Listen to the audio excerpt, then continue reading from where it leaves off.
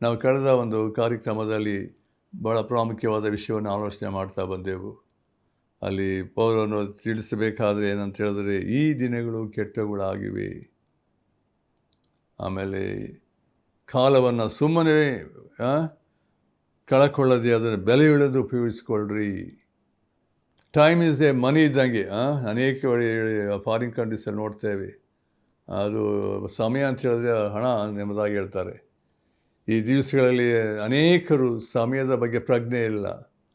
ಹರಟೆ ಮಾತುಗಳಲ್ಲಿ, ಕುಚೋದ್ಯ ಮಾತುಗಳಲ್ಲಿ ಮೊಬೈಲ್ಗಳಿಟ್ಟುಕೊಂಡು ನಾನಾ ರೀತಿಯಲ್ಲಿ ಸೈತಾನನ ಅಂಧಕಾರದ ಬಂಧಿಸಿ ಎಷ್ಟರ ಮಟ್ಟಿಗೆ ದಿವಸಗಳಲ್ಲಿ ದೇವರ ಪ್ರಸನ್ನತೆ, ದೇವರ ಜ್ಞಾನ ಮತ್ತು ದೇವರನ್ನು ಅರಿಯಬೇಕೆಂಬಂಥ ಆತ್ಮಿಕ ವಿಷಯಗಳಿಗೆ ಅನೇಕರಲ್ಲಿ ಏನಂತ ಹೇಳಿದ್ರೆ ಆಸಕ್ತಿ ಇಲ್ಲ, ಕುಟುಂಬ ಪ್ರಾರ್ಥನೆ ಇಲ್ಲ, ವೈಯಕ್ತಿಕವಾಗಿ ದೇವರ ವಾಕ್ಯ ಓದಬೇಕೆಂಬಂಥ ಆಸಕ್ತಿ ಇಲ್ಲ, ಪ್ರಾರ್ಥನೆ ಇಲ್ಲ, ಚರ್ಚ್ಗಳಿಗೆ ಸಭೆಗಳಿಗೆ ಹೋಗುವುದಿಲ್ಲ.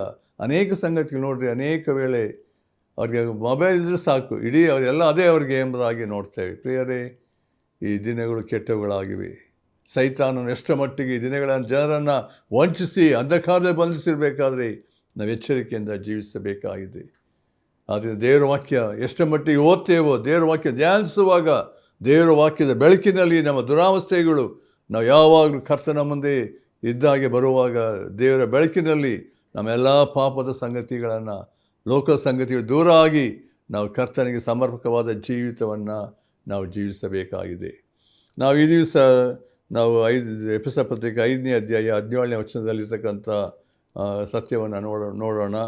ಅಲ್ಲಿ ಹೀಗೆ ಉಂಟು, ಏನಂದರೆ, ಮತ್ತು ಬುದ್ಧಿಹೀನರಾಗಿ ನಡೆಯದೆ ಕರ್ತನ ಚಿತ್ತವೇನೆಂಬುದನ್ನು ವಿಚಾರಿಸಿ ತಿಳಿದವರಾಗಿರ್ರಿ. Therefore do not be unwise, but understand what the will of the Lord is.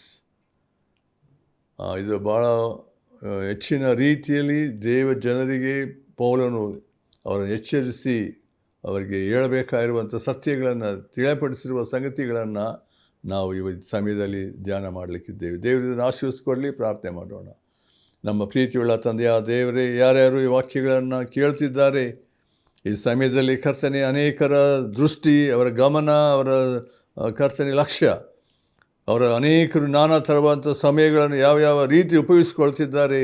ಮನುಷ್ಯನ ಒಂದು ಸ್ಥಿತಿ, ಅವನ ಕರ್ತನೆ ಈ ದಿನಗಳಲ್ಲಿ ಅವನ ನೈತಿಕ ಸ್ಥಿತಿ ನೋಡಬೇಕಾದ್ರೆ ಹದಗೆಟ್ಟಿದೆಯಪ್ಪ ದೇವರೇ. ನಿನ್ನ ಸನ್ನಿಧಾನದಲ್ಲಿ ಕಳೆಯಬೇಕಾದಷ್ಟು ಸಮಯ ಇದನ್ನು ಕಳೆಯದೆ ಹೋದ್ದರಿಂದ ಅನೇಕರು ಕರ್ತನೆ ಮೊದಲ ಪ್ರೀತಿಯಂತ ಬಿಟ್ಟಿದ್ದಾರೆ ಎಂಬುದಾಗಿ ನಾವು ಕೇಳೋ ಪ್ರಕಾರ ನಿನ್ನಿಂದ ದೂರವಾಗಿ ಹೋದಂಥ ಸಂಗತಿಗಳಪ್ಪ. ಓ ದೇವರೇ, ಕರುಣಿಸು. ಈ ದಿವಸಗಳು ಯಾರು ವಾಕ್ಯ ಕೇಳುವಾಗ ಒಬ್ಬ ಹೃದಯಗಳಲ್ಲಿ ದೇವರೇ ನಮ್ಮಲ್ಲಿ ಉಜ್ಜೀವನ ಎಂಬುದಾಗಿ ಪ್ರಾರ್ಥಿಸ್ತೇನೆ ಅಪ್ಪ. ಪರಿಶುದ್ಧಾತ್ಮನ ಕಾರ್ಯ ಸಾಧಿಸು.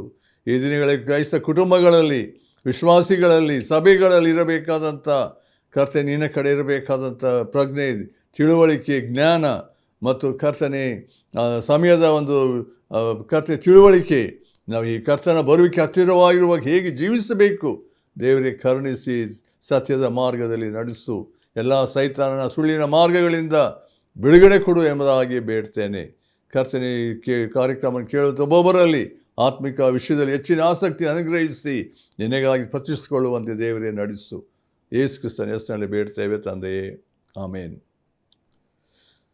ಪ್ರಿಯರೇ, ನಾವು ಓದಿದಂಥ ಭಾಗದಲ್ಲಿ ಪೌಲನು ಇಲ್ಲಿ 2 ವಿಷಯಗಳನ್ನು ಎಚ್ಚರಿಸಿ ಬರೀತಿದ್ದಾನೆ. ನೋಡಿ, ವಾಕ್ಯಗಳನ್ನು ತೆರೆದು ನೋಡಬೇಕಾದ್ರೆ ನಮ್ಗೆ ಗೊತ್ತಾಗ್ತದೆ ಅಲ್ಲಿ ಯಾವ ವಿಷಯಕ್ಕೆ ಅಲ್ಲಿ ಪೌಲನು ಹೇಳ್ತಿ ಗಮನಕ್ಕೆ ತರುತ್ತಿದ್ದಾನೆ ಅಂತ ಹೇಳಿದ್ರೆ, ಮತ್ತು ಬುದ್ಧಿಹೀನರಾಗಿ ನಡೆಯದೆ. ಇಲ್ಲಿ 2 ವಿಷಯ. ಮೊದಲನೇದಾಗಿ ಬುದ್ಧಿಹೀನರಾಗಿ ನಡೆಯಬಾರ್ದು, ಡು ನಾಟ್ ಬಿ ಅನ್ವೈಸ್. ಎರಡನೇದಾಗಿ ಏನಂದರೆ, ಕರ್ತನ ಚಿತ್ತವೇನೆಂಬುದನ್ನು ವಿಚಾರಿಸಿ ತಿಳಿದವರಾಗಿರ್ರಿ. But understand what the will of the Lord is.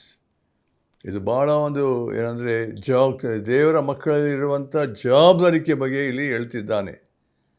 ಅದರಿಂದ ನಮ್ಮ ಮೊದಲನೇ ವಿಷಯ ಏನಂದರೆ, ಡು ನಾಟ್ ಬಿ ಅನ್ವೈಸ್. ನಾವು ಬುದ್ಧಿಹೀನರಾಗಿರಬೇಡ್ರಿ ಅಂತ ಹೇಳಬೇಕಾದ್ರೆ ಅಲ್ಲಿ ಯಾಕೆ ಎಚ್ಚರಿಕೆ ಮಾತನ್ನು ಹೇಳ್ತಿದ್ದಾನೆ?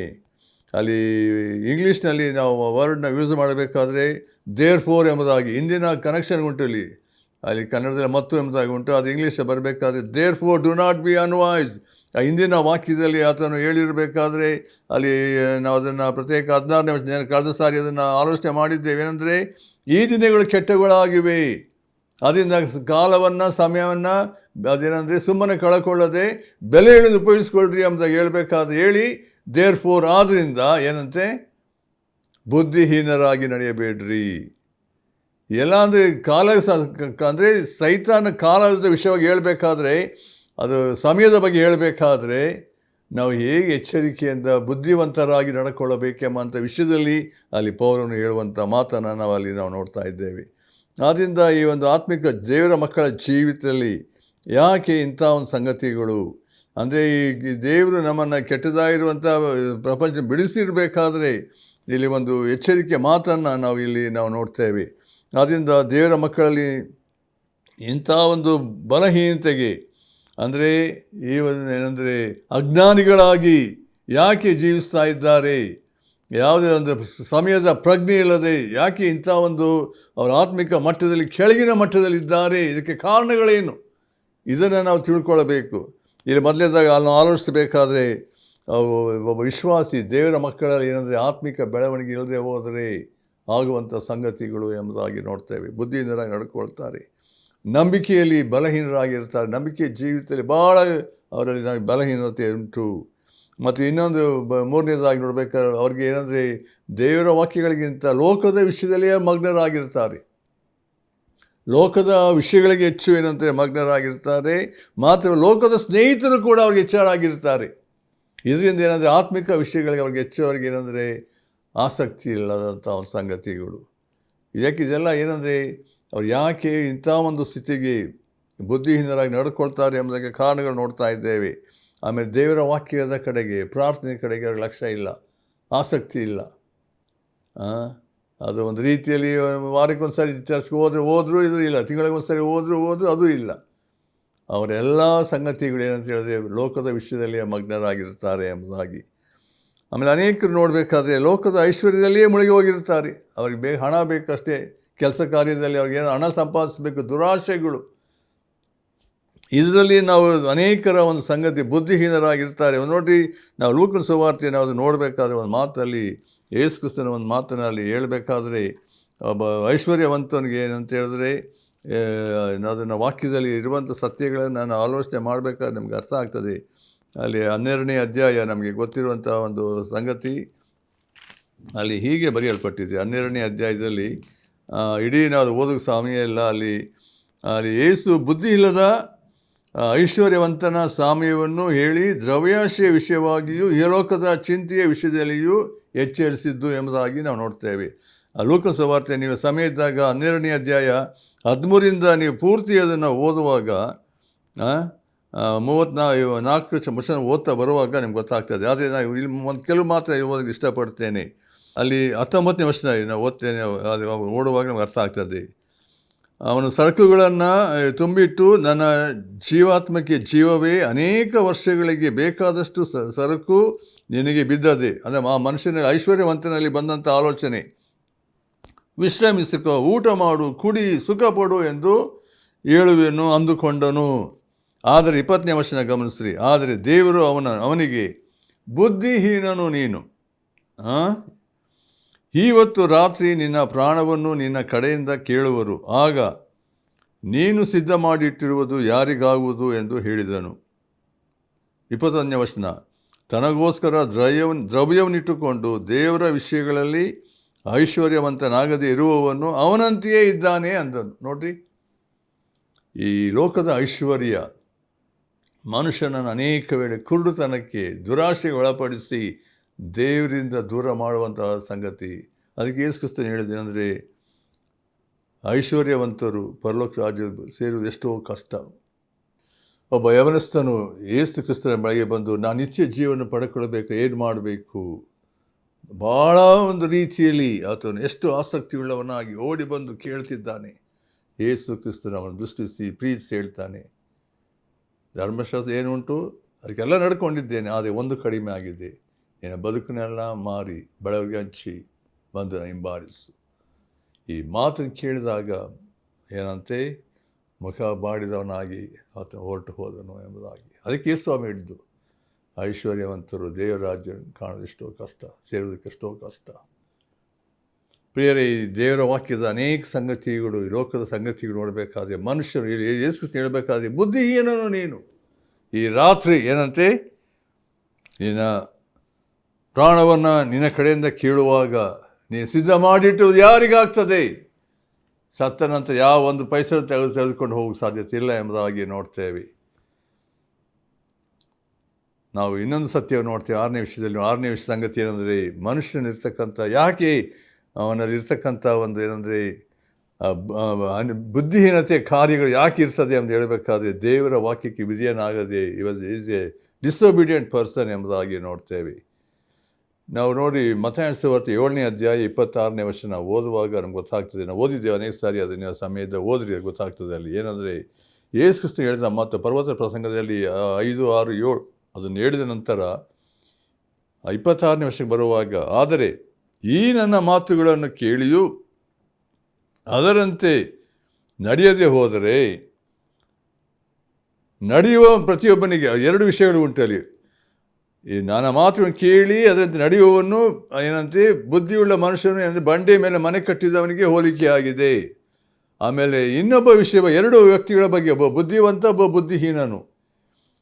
ಇನ್ನೊಂದು ಮಾತು ಯೇಸು ಕ್ರಿಸ್ತ ಹೇಳಿದ ಮಾತು, ಒಬ್ಬ ಬುದ್ಧಿಹೀನನು ಏನಂದರೆ, ಯಾಕೆ ಬುದ್ಧಿಹೀನ ಅಂತ ಹೇಳಬೇಕು, ನನ್ನ ಮಾತುಗಳನ್ನು ಕೇಳಿ ಅದರಂತೆ ನಡೆಯದೆ ಹೋದರೆ ಅವನು ಉಸಿಬಿನ ಮೇಲೆ ಮನೆ ಕಟ್ಟಿದಂಥವನಾಗಿದ್ದಾನೆ.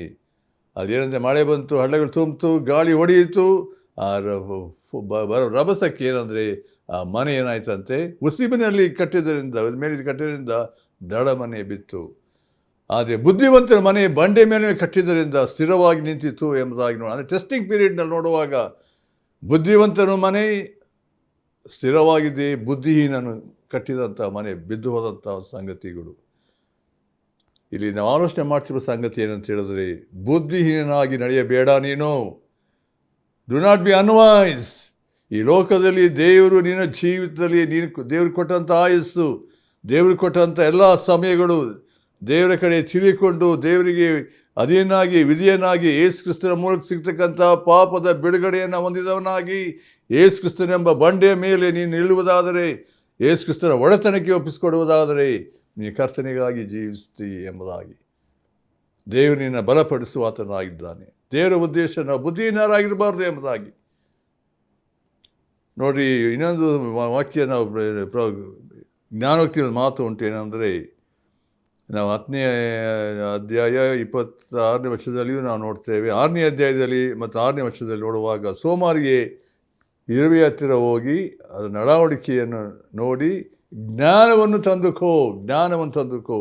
ಆಮೇಲೆ ಅದೇ ಜ್ಞಾನೋಕ್ತಿ 10-20 ನೋಡಬೇಕಾದ್ರೆ, ಬುದ್ಧಿಯು ಏನಂದರೆ ಕೊರತೆಯನ್ನು ತರ್ತದೆ, ಮೂರ್ಖನಿಗೆ ನಾಶನ ತರ್ತದೆ. ಬುದ್ಧಿ ಅಂದರೆ ಅನೇಕ ವೇಳೆ ನಮ್ಮಲ್ಲಿ ಆಗುವಂಥ ಸಂಗತಿಗಳು ಏನು ಎಂಬುದಾಗಿ ದೇವರ ವಾಕ್ಯ ಅನೇಕ ಸಂಗತಿ ನೋಡಬೇಕಾದ್ರೆ, ಓಶಾಯನ ಗ್ರಂಥದಲ್ಲಿ ಒಂದು ಮಾತು ಉಂಟು, 4ನೇ ಅಧ್ಯಾಯ 6ನೇ ವರ್ಷದಲ್ಲಿ, ನನ್ನ ಜನರು ಜ್ಞಾನಹೀನರಾಗಿ ಹಾಳಾಗಿದ್ದಾರೆ. ಆಮೇಲೆ ಯೆಶಾಯ 5:13 ನೋಡಬೇಕಾದ್ರೆ, ನನ್ನ ಜನರು ಜ್ಞಾನಹೀನರಾಗಿ ಸೆರೆಗೆ ಹೋಗಿದ್ದಾರೆ ಎಂಬುದಾಗಿ ಅಲ್ಲಿ ನೋಡ್ತೇವೆ ಯೆಶಾಯ ಗ್ರಂಥದಲ್ಲಿ. ಯಾಕೆ ದೇವರು ಅದನ್ನು ತಿಳಿಸಿದ್ದಾನೆ? ಜ್ಞಾನಹೀನರಾಗಿದ್ದಾರೆ ನನ್ನ ಜನರು. ಜ್ಞಾನಹೀನ ಅಂದರೆ ಯಾವಾಗ ದೇವರ ಜ್ಞಾನ ತಿಳುವಳಿಕೆ ಅಂದರೆ ದೇವರ ಮುಂದೆ ನಡ್ಕೊಳ್ಳಬೇಕಾದ ರೀತಿ, ವರ್ತಿಸಬೇಕಾದ ರೀತಿಯಲ್ಲಿ ದೇವರು ಯಾರಾಗಿದ್ದಾನೆ ಎಂಬಂಥ ಸ್ಪಷ್ಟವಾದ ತಿಳುವಳಿಕೆ ಯಾವ ಮನುಷ್ಯನಿಗೆ ಅದು ಸ್ಪಷ್ಟವಾಗಿ ಗೊತ್ತಾಗುವುದಿಲ್ಲವೋ, ಅವನ ನಡವಳಿಕೆ, ಅವನ ಜೀವಿತ ಸಂಪೂರ್ಣವಾಗಿ ನಾಶನಕ್ಕೆ ಅಂತ ತೆಗೆದುಕೊಂಡು ಹೋಗ್ತಾನೆ ಎಂಬುದಾಗಿ. ಆದರೆ ಯಾವುದು ಭಾಳ ಪ್ರಾಮುಖ್ಯ ನಮ್ಮ ಜೀವಿತದಲ್ಲಿ ಜ್ಞಾನವಂತರಾಗಿ ದೇವರ ವಾಕ್ಯ ಪದೇ ಹೇಳುವಂಥ ಸಂಗತಿ. ನೀವು ಎಫೆಸ ಪತ್ರಿಕೆಯಲ್ಲಿ ಅದನ್ನು ಆಲೋಚನೆ ಮಾಡ್ತಾ ಬಂದಿದ್ದೇವೆ. ದೇವರ ಉದ್ದೇಶ ನಾವು ಹೇಗಿರಬೇಕು ಎನ್ನುವಂಥದ್ದು. ಪ್ರಿಯರೇ, ನಾವು ಅಜ್ಞಾನಿಗಳಾಗಿ ಜೀವಿಸದಂತೆ ದೇವರೇ ನನ್ನಲ್ಲಿರ್ತಕ್ಕಂಥ ಎಲ್ಲ ಅಜ್ಞಾನವನ್ನು ತೆಗೆದುಹಾಕು, ನನ್ನನ್ನು ಮಾರ್ಪಡಿಸು. ಯೇಸು ಕ್ರಿಸ್ತನೇ ನಮಗೆ ಜ್ಞಾನವಾಗಿದ್ದಾನೆ. ಯಾರ್ಯಾರು ಯೇಸು ಕ್ರಿಸ್ತನನ್ನು ತಮ್ಮ ಹೃದಯಗಳಲ್ಲಿ ಸ್ವೀಕರಿಸುವಾಗ, ತಮ್ಮ ಹೃದಯಗಳು ಸ್ವೀಕರಿಸಿ ತಮ್ಮ ಜೀವಿತ ಕರ್ತನೆ ಪತ್ರಿಸಿಕೊಳ್ಳುವಾಗ, ಜ್ಞಾನ ನಿಧಿಯಾಗಿರುವಂಥ ಯೇಸು ಕ್ರಿಸ್ತನು ಅವರ ಜೀವಿತಗಳಲ್ಲಿ ತನ್ನ ಬೆಳಕನ್ನು, ತನ್ನ ಜೀವವನ್ನು ಅನುಗ್ರಹಿಸಿ ಸತ್ಯದ ಮಾರ್ಗದಲ್ಲಿ, ಜ್ಞಾನದ ಮಾರ್ಗದಲ್ಲಿ ದೇವರಿಗೆ ಸಮರ್ಪಕವಾದ ಜೀವಿತವನ್ನು ಜೀವಿಸುವಂತೆ ದೇವರು ಸಹಾಯ ಮಾಡುವಾತನಾಗಿದ್ದಾನೆ. ಇಲ್ಲಿ ಪೌಲನು ಯಾಕೆ ಹೇಳ್ತಿದ್ದಾನೆ ಅಂದರೆ, ದೇವರ ಮಕ್ಕಳು ದೇವರ ಸಭೆಯಲ್ಲಿ ಯಾವ ರೀತಿ ನಡ್ಕೊಳ್ಳಬೇಕು, ವರ್ತಿಸಬೇಕು, ಇದು ಒಂದು ಕುಟುಂಬದ ಜೀವಿತದಲ್ಲಿಯೂ ನಾವು ಎಲ್ಲ ವಿಷಯಗಳಲ್ಲಿ ದೇವರಿಗೆ ಸಮರ್ಪಕವಾದ ಜೀವಿಸಬೇಕೆಂಬುದಾಗಿ ತಿಳಿಸಿದ್ದಾನೆ. ಎರಡನೇ ವಿಷಯಕ್ಕೆ ಬರೋಣ. ಅಲ್ಲಿ ಇರುವಂಥ ಸಂಗತಿ ಏನಂದರೆ, ಕರ್ತನ ಚಿತ್ತವೇನೆಂಬುದನ್ನು ವಿಚಾರಿಸಿ ತಿಳಿದವರಾಗಿರಿ. ಇದು ಭಾಳ ಪ್ರಾಮುಖ್ಯ ಸಂಗತಿ ಪ್ರಿಯರೇ. ದೇವರು ಇಷ್ಟಪಡುವಂಥ ಸಂಗತಿ ಏನಂದರೆ, ಪ್ರತಿ ನಿತ್ಯ ಜೀವಿತದಲ್ಲಿ ಯೇಸು ಕ್ರಿಸ್ತನನ್ನು ನಮ್ಮ ಹೃದಯದಲ್ಲಿ ಸ್ವೀಕರಿಸಿದ ನಂತರ ಯೇಸು ಕ್ರಿಸ್ತ ನಮ್ಮ ಜೀವಿತ ಬರುವ ಸಮಯದಲ್ಲಿ ನನ್ನ ಚಿತ್ತವನ್ನು ದೇವರ ಚಿತ್ತಕ್ಕೆ ಒಳಪಡಿಸಬೇಕು. ನನ್ನದೇ ಆದಂಥ ಆಲೋಚನೆಯಲ್ಲಿ ಅಲ್ಲ, ನನ್ನದೇ ಆದಂಥ ರೀತಿಯಲ್ಲಿ ನಡೆದುಕೊಳ್ಳುವಂಥದ್ದಲ್ಲ. ದೇವರ ಚಿತ್ತಕ್ಕೆ ನಮ್ಮನ್ನು ಅರ್ಪಿಸುವಾಗ ದೇವರು ತನ್ನ ಆಲೋಚನೆಗಳನ್ನು, ತನ್ನ ಉದ್ದೇಶಗಳನ್ನು ನಮ್ಮಲ್ಲಿ ನೆರವೇರಿಸುವನಾಗಿದ್ದಾನೆ. ಆದ್ದರಿಂದ ಒಬ್ಬ ವಿಶ್ವಾಸಿಯ ಜೀವಿತದಲ್ಲಿ ಇರಬೇಕಾದಂಥ ಒಂದು ಗುರಿ ಮತ್ತು ಶ್ರೇಷ್ಠವಾದ ಒಂದು ಏನಂದರೆ ಇರಬೇಕಾದಂಥ ಒಂದು ಪ್ರತಿಷ್ಠೆಯ ಜೀವಿತ ಅಂದರೆ, ನಾನು ಕರ್ತನ ಚಿತ್ತವನ್ನು ತಿಳಿದು ಅದನ್ನೇನು ಅನುಸರಿಸಿ ಅದರಲ್ಲಿ ನಾನು ಮುಂದೆ ಹೋಗಬೇಕೆಂಬಂಥ ಆ ಒಂದು ಪ್ರತಿಷ್ಠೆಯ ಜೀವಿತ ದೇವರು ಕೇಳುವಂಥವನಾಗಿದ್ದಾನೆ. ನಾವು ಕರ್ತನ ಚಿತ್ತವನ್ನು ಹೇಗೆ ತಿಳ್ಕೊಳ್ಳುವಂಥದ್ದು, ಹೇಗೆ ಸಿಗ್ತದೆ ಎಂಬುದಾಗಿ ನಾವು ಆಲೋಚಿಸೋದಾದರೆ ನೋಡಿ, ದೇವರ ವಾಕ್ಯದಲ್ಲಿ ಪ್ರತ್ಯೇಕವಾಗಿ ರೋಮಪುರ ಪತ್ರಿಕೆ 12ನೇ ಅಧ್ಯಾಯ, ಅದು ನಮಗೆ ಗೊತ್ತುಂಟು, ಅನೇಕ ಸಾರಿ ಅದನ್ನು ಓದಿದ್ದೇವೆ. ಅದು ಸತ್ಯವಿರುವುದು ದಯಮಾಡಿ ಅದನ್ನು ನೋಡಬೇಕೆಂಬುದಾಗಿ ಕೇಳ್ತೇನೆ. 12ನೇ ಅಧ್ಯಾಯ ನೋಡಿ 1 ಮತ್ತು 2ನೇ ವಚನ ಹೀಗೆ ಉಂಟು. ಆದುದರಿಂದ ಸಹೋದರರೇ, ದೇವರ ಕನಿಕರವನ್ನು ನಿಮ್ಮ ನೆನಪಿಗೆ ತಂದುಕೊಂಡು ನಿಮ್ಮನ್ನು ಬೇಡಿಕೊಳ್ಳುವುದೇನೆಂದರೆ, ನೀವು ನಿಮ್ಮ ಏನಂತೆ ದೇಹಗಳನ್ನು ದೇವರಿಗೆ ಮೀಸಲಾಗಿಯೂ ಮೆಚ್ಚುಗೆಯಾಗಿಯೂ ಇರುವ ಸಜೀವ ಯಜ್ಞವಾಗಿ ಅರ್ಪಿಸಿರಿ. ಇದೇ ನಿಮ್ಮ ವಿವೇಕಪೂರ್ವಕವಾದ ಆರಾಧನೆಯು. 2ನೇ ವಚನ ಗಮನಿಸ್ರಿ. ಇಹಲೋಕದ ನಡಾವಳಿಕೆಯನ್ನು ಅನುಸರಿಸದೆ ನೂತನ ಮನಸ್ಸನ್ನು ಹೊಂದಿಕೊಂಡು ಪರಲೋಕ ಭಾವದವರಾಗಿರ್ರಿ. ಈಗಾದರೆ ನೋಡ್ರಿ, ದೇವರ ಚಿತ್ತಕ್ಕನುಸಾರವಾದದ್ದು ಅಂದರೆ ಉತ್ತಮವಾದದ್ದು, ಮೆಚ್ಚುಗೆಯಾದದ್ದು, ದೋಷವಿಲ್ಲದ್ದು ಯಾವುದೆಂದು ವಿವೇಚಿಸಿ ತಿಳ್ಕೊಳ್ಳುವಿರಿ. ಇಲ್ಲಿ ಪೌಲನು ತರುವಂಥ ಒಂದು ಅತಿ ಶ್ರೇಷ್ಠವಾದಂಥ ಒಂದು ಏನಂದರೆ ಎಚ್ಚರಿಕೆಯ ಮಾತು ಅಂದರೆ, ಷರತ್ತು, ಕಂಡೀಷನ್. ದೇವರ ಚಿತ್ತವನ್ನು ತಿಳ್ಕೊಳ್ಬೇಕಾದ್ರೆ ಮೊದಲನೇದಾಗಿ ನಮ್ಮ ದೇಹಗಳನ್ನು ದೇವರಿಗೆ ಸಮರ್ಪಿಸ್ಕೊಳ್ಬೇಕು. ಎರಡನೇದಾಗಿರುವಂಥದ್ದು ನಮಗೆ ನೂತನ ಮನಸ್ಸು ಬೇಕು. ಅಂದರೆ ಇಹಲೋಕಕ್ಕೆ ಅನುಸಾರವಾಗಿ ನಡ್ಕೊಳ್ಕೂಡೋದು, ಇಹಲೋಕದ ಆಲೋಚನೆಯ ಸಂಗತಿಗಳು, ಹಳೆ ಸ್ವಭಾವಗಳು ಒಳಪಡಕೂಡದು. ನಾವು ಏನಂದರೆ ಪರಲೋಕ ಭಾವವುಳ್ಳವರಾಗಿ ಜೀವಿಸಬೇಕಾದರೆ ನಮ್ಮಲ್ಲಿ ನೂತನ ಮನಸ್ಸು ಬರುವಾಗ ನಾವು ಏನಂದರೆ ದೇವರ ವಾಕ್ಯ ಹೇಳ್ತದೆ, ಈಗಾದರೆ ದೇವರು ಯಾವಾಗ ನಾವು ಅದಕ್ಕೆ ದೇವರ ಚಿತ್ತಕ್ಕೆ ಒಳಪಡಬೇಕಾದ್ರೆ ಆಗಬೇಕಾದ ಸಂಗತಿ ಅಂದರೆ ಪರಲೋಕ ಭಾವವುಳ್ಳವರಾಗಿರಿ. ಈಗಾದರೆ ದೇವರ ಚಿತ್ತಕ್ಕನುಸಾರವಾದದ್ದು, ದೇವರ ಚಿತ್ತ ಏನೆಂಬುದನ್ನು ದೇವರು ನಮಗೆ ತಿಳಿಯಪಡಿಸ್ತಾನೆ. ಉತ್ತಮವಾದದ್ದು, ಮೆಚ್ಚುಗೆಯಾದದ್ದು, ದೋಷವಿಲ್ಲದ್ದು ಯಾವುದನ್ನು ವಿವೇಚಿಸಿ ತಿಳ್ಕೊ, ಅದು ಡಿಸರ್ನ್ಮೆಂಟ್, ವಿವೇಚನಾ ಶಕ್ತಿ ದೇವರು ನಮಗೆ ಕೊಡುವಾತನಾಗಿದ್ದಾನೆ ಎನ್ನುವಂಥದ್ದು. ಆದ್ದರಿಂದ ದೇವರ ಚಿತ್ತ ಎಷ್ಟರ ಮಟ್ಟಿಗೆ ನಮ್ಮ ಜೀವಿತದಲ್ಲಿ ತಿಳ್ಕೊಳ್ಬೇಕು, ಅದರಂತೆ ನಡೆಯಬೇಕಾಗಿದೆ ಪ್ರಿಯರೇ. ನಾವೆರಡನೇದಾಗಿ ನೋಡಬೇಕಾದ್ರೆ ಅಲ್ಲಿ ಇರುವಂಥ ವಿಷಯ 1 ಥೆಸಲೋನಿಕ ಪತ್ರಿಕೆ 4:3 ದೇವರ ಚಿತ್ತವೇನೆಂದರೆ ನೀವು ಶುದ್ಧರಾಗಿರಬೇಕು ಎನ್ನುವಂಥದ್ದು. ಪಾಪದಿಂದ ಬಿಡುಗಡೆ ಹೊಂದಿರಬೇಕಾದ್ರೆ ಪಾಪಕ್ಕೆ ಒಳಪಡದೆ ನಮ್ಮ ಜೀವಿತದಲ್ಲಿ ಪರಿಶುದ್ಧತೆಯನ್ನು ಕಾಪಾಡಿಕೊಳ್ಳಬೇಕು. 1 ಪೇತ್ರ 1:15 ನೋಡಬೇಕಾದ್ರೆ ನಾನು ಪರಿಶುದ್ಧನಾಗಿರೋದ್ರಿಂದ ನೀವು ಪರಿಶುದ್ಧರಾಗಿರಬೇಕು. ದೇವರ ವಾಕ್ಯದ ಬೋಧನೆ ಸ್ಪಷ್ಟವಂದರೆ ದೇವರು ಪರಿಶುದ್ಧನಾಗಿರಬೇಕಾದ್ರೆ ನನ್ನಲ್ಲಿ ಆ ಪರಿಶುದ್ಧತ್ವ ಯಾವಾಗಿರ್ತದೋ ನನ್ನ ದೇವರ ಎಲ್ಲ ನನ್ನ ಪ್ರಾಣಾತ್ಮ ಶರೀರಗಳು ಏನಂತ ಹೇಳಿದ್ರೆ ದೇವರ ಸನ್ನಿಧಾನದಲ್ಲಿ ಯಾವಾಗಲೂ ಅದನ್ನೇನಂತೆ ದೇವರ ಭಯದಿಂದ ಕೂಡಿದವರಾಗಿ ಪವಿತ್ರತ್ವ ಸಿದ್ಧಿಗೆ ತರೋಣ ಎಂಬುದಾಗಿ 2 ಕೊರಿಂಥ 7ನೇ ಅಧ್ಯಾಯ 1ನೇ ವಚನದಲ್ಲಿ ನೋಡ್ತೇವೆ. ಯಾಕೆಂದರೆ ಪರಿಶುದ್ಧತೆಯಲ್ಲಿ ನಾವು ದೇವರ ಚಿತ್ತವನ್ನು ಕಾಣುವುದಕ್ಕೆ ಸಾಧ್ಯತೆ ಉಂಟು. ಆಮೇಲೆ ನಾವು 3ನೇದಾಗಿ ನಾವು ದೇವರ ವಾಕ್ಯದಲ್ಲಿ ನೋಡುವಾಗ ಇನ್ನೊಂದು ಅನೇಕ ಸಂಗತಿಗಳು ಉಂಟು. ಆದರೆ ದೇವರು ಅಪೇಕ್ಷಿಸುವಂಥ ಕಾರ್ಯಗಳು ಏನಂತ ಹೇಳಿದ್ರೆ ನಾವು ಯಾವಾಗಲೂ ದೇವರ ಚಿತ್ತ ತಿಳಿದವರಾಗಿರಿ ಅಂತ ಹೇಳಬೇಕಾದ್ರೆ ಅಲ್ಲಿ ದೇವರಿಗೆ ಯಾವಾಗ ಕೃತಜ್ಞತಾ ಸ್ತೋತ್ರ ಸಲ್ಲಿಸಬೇಕು, ಅದು ದೇವರ ಚಿತ್ತ. 1 ಥೆಸಲೋನಿಕ ಪತ್ರಿಕೆ 5:16-18 ನೋಡ್ತೇವೆ. ಯಾವಾಗಲೂ ಸಂತೋಷಿಸ್ರಿ, ಎಡೆಬಿಡದೆ ಪ್ರಾರ್ಥನೆ ಮಾಡಿರಿ, ಎಲ್ಲದರಲ್ಲಿ ದೇವರಿಗೆ ಕೃತಜ್ಞತಾ ಸ್ತೋತ್ರ ಮಾಡಿರಿ, ಇದೇ ದೇವರ ಚಿತ್ತ. ಇದು ಭಾಳ ಪ್ರಾಮುಖ್ಯವಾದ ಸಂಗತಿ ಪ್ರಿಯರೇ. ನಾವು ಯೇಸು ಕ್ರಿಸ್ತನ ಒಂದು ಮಾತನ್ನು ದೇವಚಿತ್ರದ ಬಗ್ಗೆ ಹೇಳಬೇಕಾದ್ರೆ ಮತ್ತಾಯನ ಸುವಾರ್ತೆ 7ನೇ ಅಧ್ಯಾಯದಲ್ಲಿ ಒಂದು ಮಾತನ್ನು ನಾವು ನೋಡ್ತೇವೆ. ಅನೇಕರು ಬಂದು ಹೇಳ್ತಾರೆ, ಸ್ವಾಮಿ ಸ್ವಾಮಿ ಏನಂತೆ ಅಲ್ಲಿ ನಾವು ಅನೇಕ ಕಾರ್ಯಗಳು ಮಾಡಿದ್ದೇವೆ ಎಂಬುದಾಗಿ ಅನೇಕರು ಕೊಚ್ಚಿಕೊಳ್ತಾ ಹೇಳ್ತಾರೆ. ಅದನ್ನು ನಾವು ಓದುವಾಗ ನಮಗೆ ಸ್ಪಷ್ಟವಾಗಿ ಅರ್ಥ ಆಗ್ತದೆ. ಮತ್ತಾಯನ ಸುವಾರ್ತೆ ಅಲ್ಲಿ 7ನೇ ಅಧ್ಯಾಯದಲ್ಲಿ 21ನೇ ವಚನ, ನನ್ನನ್ನು ಸ್ವಾಮಿ ಸ್ವಾಮಿ ಅನ್ನೋರೆಲ್ಲರೂ ಏನಂತೆ ಪರಲೋಕ ರಾಜ್ಯ ಸೇರುವರೆಂದು ನೆನೆಸಬೇಡ್ರಿ. ನೋಡಿ ಎಂಥ ಮಾತು ಇಲ್ಲಿ. ಪರಲೋಕದಲ್ಲಿರುವ ನನ್ನ ತಂದೆಯ ಚಿತ್ತದಂತೆ ನಡೆಯುವವನೇ ಪರಲೋಕ ರಾಜ್ಯಕ್ಕೆ ಸೇರುವನು. ಇದು ಭಾಳ ಪ್ರಾಮುಖ್ಯ ಸತ್ಯ. ಯಾರು ಪರಲೋಕ ರಾಜ್ಯಕ್ಕೆ ಹೋಗ್ತಾರೆ? ಎಲ್ಲರೂ ಅಲ್ಲ.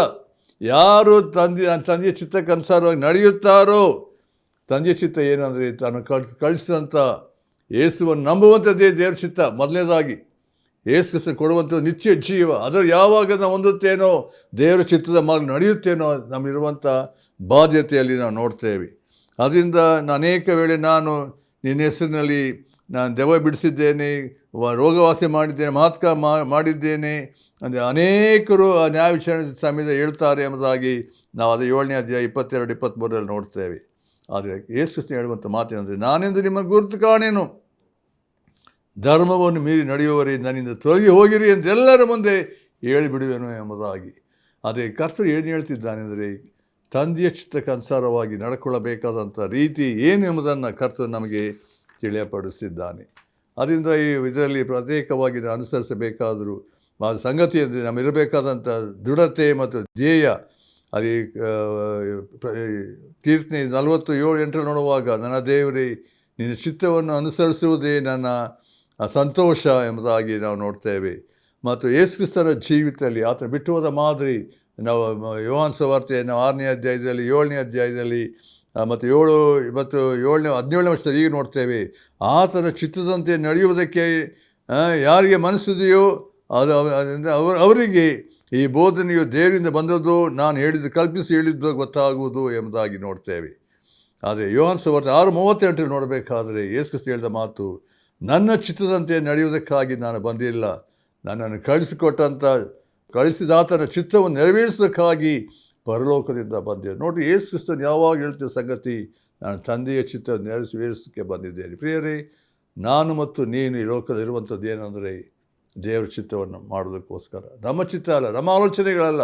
ನಮ್ಮಲ್ಲಿ ಅನೇಕ ಉದ್ದೇಶಗಳು, ಅನೇಕ ಕಾರ್ಯಗಳು, ಪ್ಲ್ಯಾನ್ಸ್, ಪ್ರೋಗ್ರಾಮ್ಸ್, ಪ್ರಾಜೆಕ್ಟ್ಸ್ ಏನೇನೋ ಇರಬಹುದು. ಎಲ್ಲವನ್ನು ಕರ್ತನಿಗೆ ಸಮರ್ಪಿಸಿಕೊಂಡಂಥವರಾಗಿ, ದೇವರೇ ಈ ಭೂಲೋಕದಲ್ಲಿ ನಿನ್ನ ಚಿತ್ತ, ನಿನ್ನ ಆಲೋಚನೆ ಏನು ಉಂಟು ಅದನ್ನು ಮಾಡುವುದಕ್ಕೆ ನನ್ನನ್ನು ಸಿದ್ಧಪಡಿಸು ಎಂಬುದಾಗಿ ನಮ್ಮನ್ನು ಕರ್ತನಿಗೆ ಒಪ್ಪಿಸ್ಕೊಡಬೇಕು. ಕೊನೆಯದಾಗಿ ಹೇಳುವಂಥ ವಿಷಯ, ನಮ್ಮ ಆತ್ಮಿಕ ಸ್ಥಿತಿ ಈ ದಿನ ಯಾವ ರೀತಿ ಉಂಟು ಪ್ರಿಯರೇ? ಈ ವಾಕ್ಯವನ್ನು ಕೇಳಬೇಕಾದ್ರೆ ನಿನ್ನ ಜೀವಿತ, ನಿನ್ನ ಆತ್ಮಿಕ ಸ್ಥಿತಿ, ನಿನ್ನಲ್ಲಿ ಯಾವ ಒಂದು ನಿಜವಾದಂಥ ಒಂದು ಬಯಕೆ ಉಂಟು ನಿನ್ನ ಜೀವಿತದಲ್ಲಿ. ದೇವರ ವಾಕ್ಯ ಹೇಳ್ತದೆ, ಬುದ್ಧಿಹೀನರಾಗಿ ನಡೆಯಬೇಡ್ರಿ, ಬುದ್ಧಿವಂತರಾಗಿ ನಡೆದುಕೊಳ್ಳ್ರಿ. ನಾವು ಕರ್ತನ ಮುಂದೆ ತಗ್ಗಿದವರಾಗಿ, ದೀನತೆಯುಳ್ಳವರಾಗಿ ನಮ್ಮನ್ನು ಕರ್ತನಿಗೆ ಸಮರ್ಪಿಸಿಕೊಳ್ಳುವಾಗ ಕರ್ತನು ನಮ್ಮನ್ನು ರೂಪಿಸಿ ಮಾರ್ಪಡಿಸಿ ತನ್ನ ಚಿತ್ತಕ್ಕನುಸಾರವಾಗಿ ನಮ್ಮನ್ನು ನಡೆಸುವಾತನಾಗಿದ್ದಾನೆ. ಯಾರ್ಯಾರು ಕರ್ತನ ಮುಂದೆ ತಗ್ಗಿಸ್ಕೊಳ್ತಾರೆ, ಕರ್ತನ ಮುಂದೆ ಸಮರ್ಪಿಸ್ಕೊಳ್ತಾರೋ ಕರ್ತನು ತನ್ನ ಉದ್ದೇಶಗಳನ್ನು ನೆರವೇರಿಸುವವನಾಗಿದ್ದಾನೆ. ಆದ್ದರಿಂದ ಎಷ್ಟರ ಮಟ್ಟಿಗೆ ನಾವು ಕರ್ತನ ಸಮ್ಮುಖದಲ್ಲಿ ಸಮಯ ಕಳೆಯುವಾಗ, ಕರ್ತನಿಗೆ ಸಮರ್ಪಿಸಿಕೊಳ್ಳುವಾಗ, ಆತನೇ ನೋಡುವಾಗ ದೇವರು ತನ್ನ ಚಿತ್ತವನ್ನು ತಿಳಿಯಪಡಿಸ್ತಾನೆ. ನಿನ್ನ ಜೀವಿತದಲ್ಲಿ ಕರ್ತನ ಚಿತ್ತವನ್ನು ಮಾಡೋದಕ್ಕೆ ನೀನು ಸಂಪೂರ್ಣ ಸಮರ್ಪಿಸ್ಕೊಂಡಿದ್ದೀಯೋ? ಈ ಮಾತುಗಳನ್ನು ದೇವರು ನಮಗೆ ಆಶೀರ್ವದಿಸಿ, ಕರ್ತನೇ ನನ್ನ ಜೀವಿತವನ್ನು ರೂಪಿಸಿ ಮಾರ್ಪಡಿಸಿ ನಿನ್ನ ಮಹಿಮೆಗೆ ತಕ್ಕ ಹಾಗೆ ನಿನ್ನ ಚಿತ್ತಕ್ಕನುಸಾರವಾಗಿ ಜೀವಿಸುವಂತೆ ನಾನು ನಡೆಸು ಎಂಬುದಾಗಿ ನಮ್ಮನ್ನು ಸಮರ್ಪಿಸಿಕೊಳ್ಳೋಣ. ಪ್ರಾರ್ಥನೆ ಮಾಡೋಣ. ನಮ್ಮ ತಂದೆಯಾದ ದೇವರೇ, ಈ ವಾಕ್ಯವನ್ನು ಕೇಳಿದಂಥ ಒಬ್ಬೊಬ್ಬರ ಹೃದಯದಲ್ಲಿ ಕಾರ್ಯ ಮಾಡು.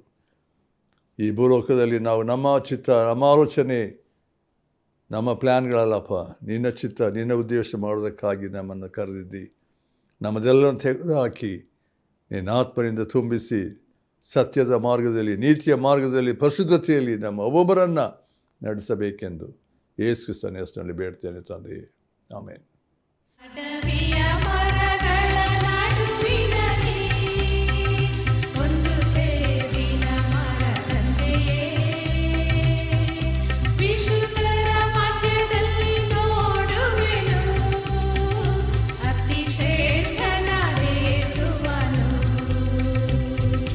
ವಿಶುದ್ಧರ ಮಧ್ಯದಲ್ಲಿ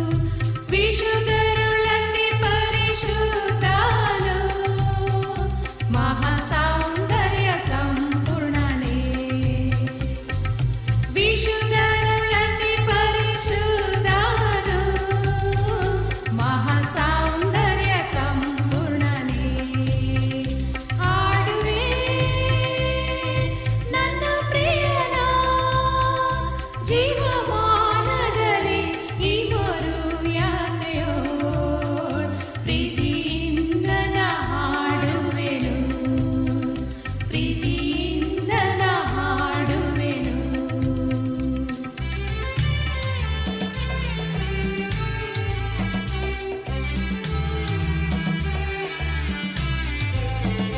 ಮನೋಭಾರದ ಕೊರತೆಗಳಿಂದ ದುಃಖ ಸಮುದ್ರನ ದಾಟುವಾಗ